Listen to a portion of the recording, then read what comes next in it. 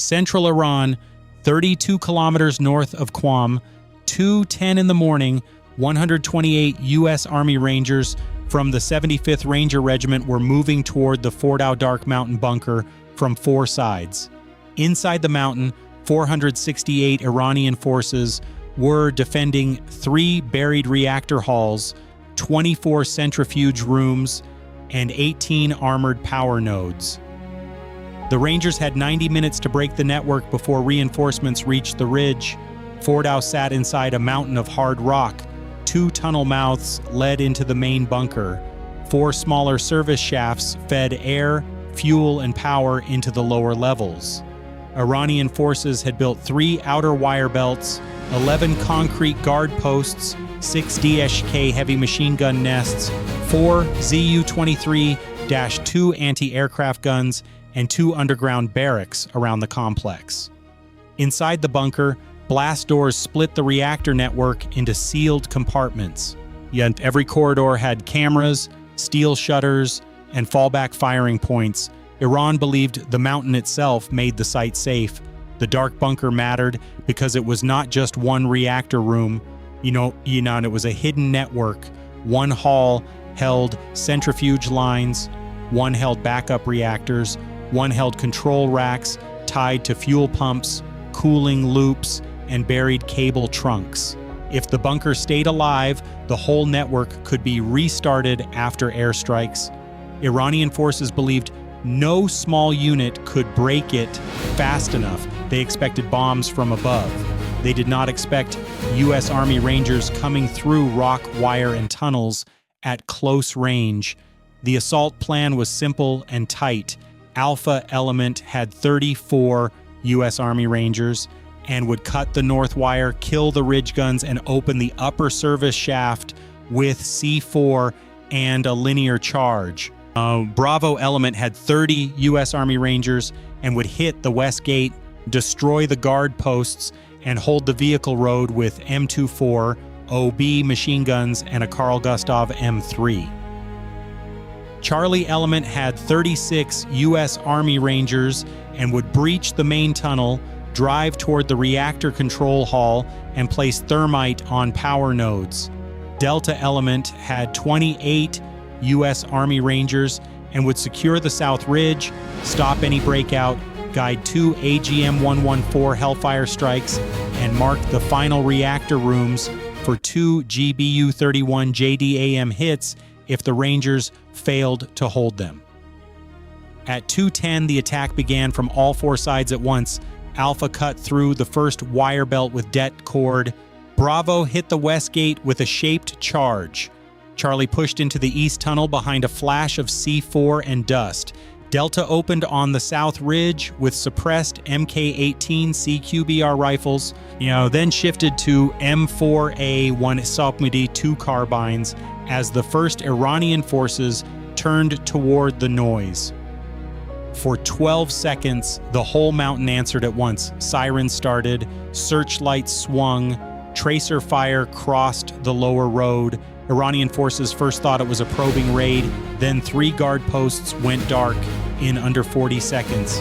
By 2:12, Alpha had taken the ridge guns, 2 DSK crews were down, a third gun fired 19 rounds before a MK11 Mod 0 sniper rifle hit the shield line and dropped the team behind it. Bravo rushed the west gate through smoke and broken concrete. 1 Iranian squad fired AK-74 rifles from sandbags. A Ranger with an M249 SAW pinned them low. Another fired an AT-4 into the post behind them. The blast folded the roof and cleared the lane. Charlie hit the east tunnel and met the first hard stop. A PKM machine gun fired from behind a steel cart and locked the corridor. A breacher slid a charge along the wall, blew a side gap through service blocks, and Charlie moved around the gun from the right. At 2:14, Iranian forces understood the scale of the assault. Radio traffic spiked across the bunker. Reserve teams ran from the underground barracks toward the tunnel mouths. The west road filled with 3 pickup trucks carrying 21 defenders. Delta had been waiting. A Javelin missile struck the lead truck, the second swerved into a drainage wall, the third stopped and unloaded under fire. Delta Rangers dropped 8 men in less than 30 seconds and forced the rest into the ditch. On the north face, Alpha stacked at the service shaft hatch. The hatch was locked with twin bars. A Ranger fixed a shaped charge, blew the bars free, and dropped a rope ladder into the dark shaft. By 2:16, Charlie was 90 meters inside the east tunnel. The air was thick with dust and concrete chips. Iranian forces fired from 2 cross corridors. Charlie answered with short bursts from MK18 CQBR rifles and 1 MK48 Mod 0. The heavy gun chewed through the wall edge and drove the defenders back. A steel shutter began to drop over the passage. A Ranger sprinted forward, wedged it with a pry tool, and another shoved a live block of C4 onto the motor housing. The blast froze the shutter halfway down. Charlie crawled under and kept moving. Bravo crossed the west vehicle yard at the same time. They cleared 4 parked fuel trucks, 2 loader sheds, and a command hut. Inside the hut, they seized maps of the lower reactor halls and a board showing power links between 18 armored nodes. At 2:18, the battle split into 4 fights. Alpha climbed down the service shaft into the ventilation level and cut 6 cable trunks with thermite. Sparks filled the room. Emergency lights kicked on red. Bravo turned the west gate into a blocking line. 2 M24OB teams covered the road. A Carl Gustav M3 hit a concrete bunker above the vehicle ramp and broke the firing slit open. Charlie reached the first blast door to the reactor level. It held for 6 seconds. Then a Ranger ran det cord around the locking wheel, blew the metal off, and the team rushed through smoke. Delta called the first Hellfire onto the south anti-air pit. The missile hit clean. 1Z U-23-2 gun flipped on its side. The second gun crew tried to drag ammo clear. Delta cut them down with M4A1 fire.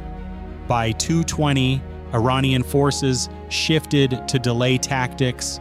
They shut internal lights, closed side doors, and tried to pull the U.S. Army Rangers into narrow kill zones. Charlie met that trap first. A corridor bent left toward the control hall. A PKM and 2 AK-74 teams opened from behind stacked crates.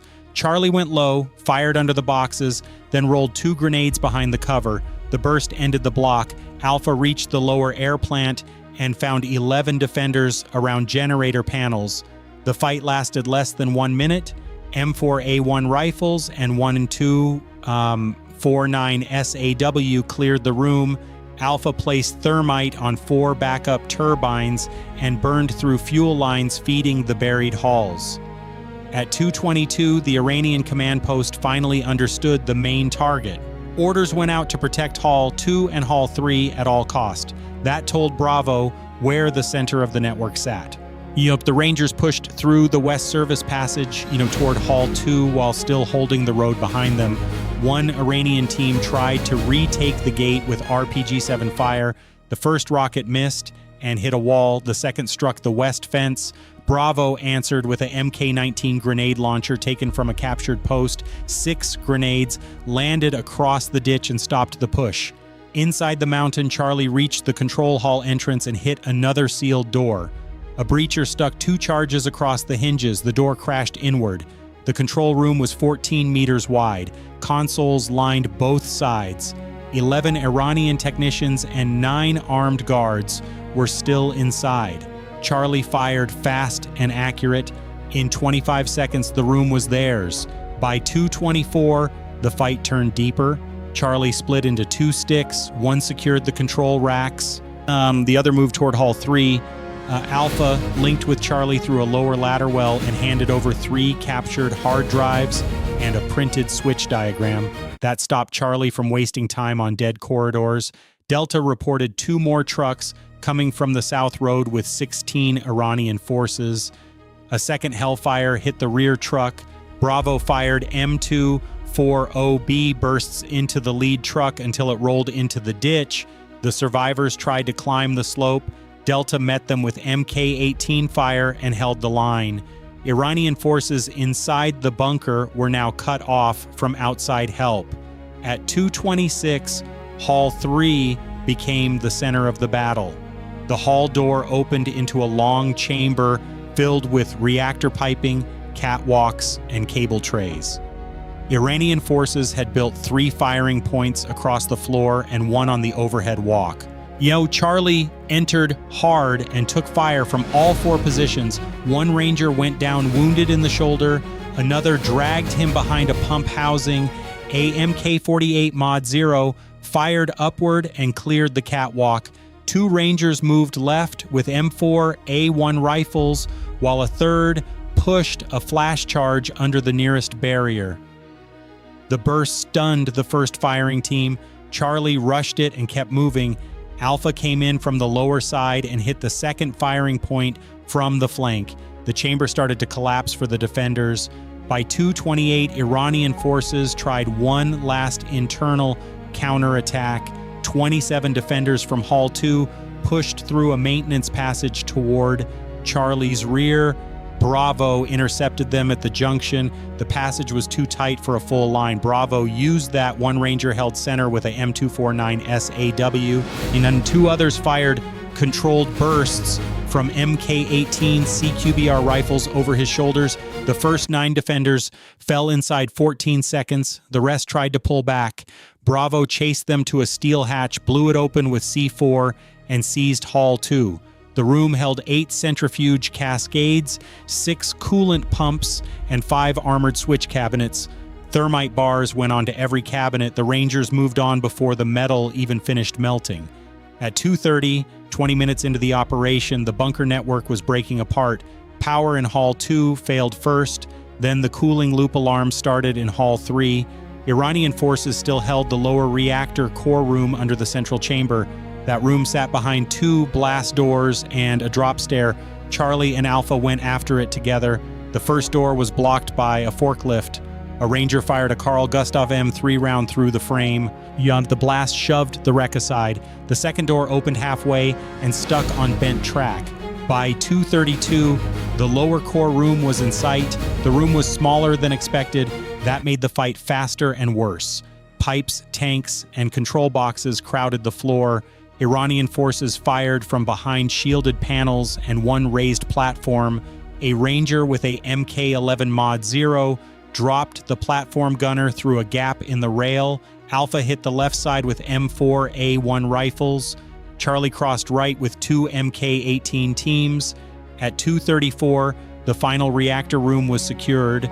The U.S. Army Rangers found 3 compact reactor vessels, 12 fuel drums, 26 enriched feed cylinders, and 9 hardened data racks.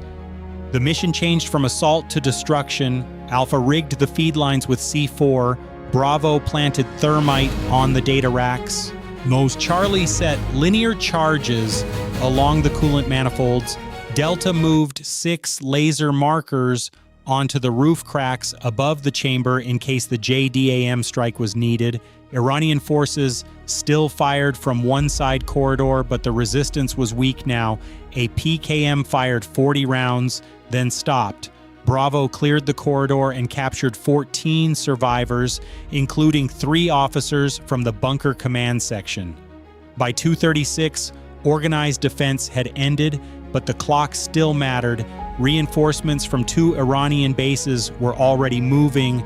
Bravo collected maps, drives, coded radios, and reactor logs into 8 hard cases.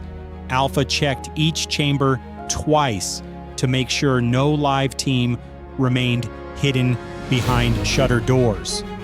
Charlie confirmed charges on all 18 armored power nodes.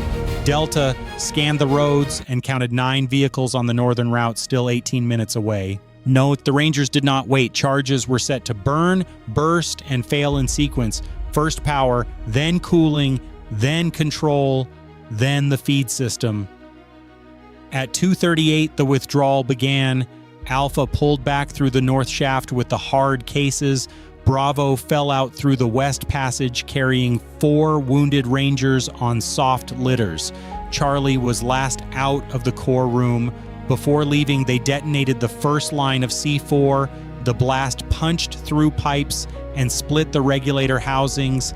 10 seconds later, thermite finished the switch cabinets.